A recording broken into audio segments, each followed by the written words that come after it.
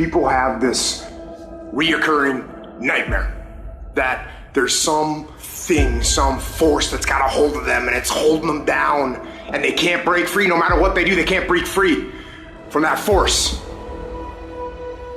Well, I'm here to tell you that that thing in your nightmare, that thing that's holding you back, that thing that's dragging you down, that thing is you.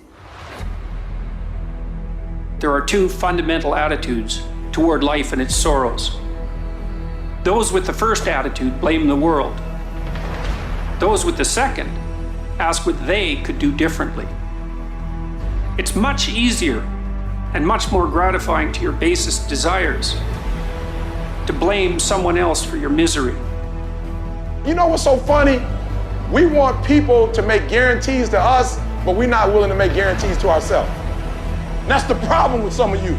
You always want to blame other people. You owe you an explanation.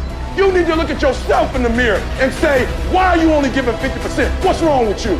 You need to put yourself on punishment. You need to tell you no more TV, no more snacks, no more desserts. No, we working out now. You need to tell you that you owe you something. Every day I demand more from myself than anybody else could humanly expect.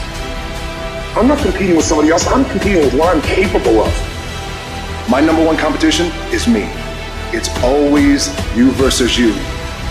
You gotta be the one to get up every morning, be disciplined, put in the consistent daily hard work, because that gains success. No coach, no trainer, no mentor, no boss can do it. You versus you.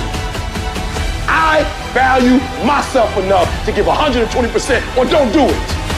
There is no excuse for not living up to your fullest potential. No excuse. You walk out of this room, you owe yourself. I didn't get here making excuses. What changed? I changed. And I stopped being a victim. I stopped saying I've got to wait for good things to happen to me. And I said I'm going to grind. I'm going to fight. I'm going to work. I'm going to press toward.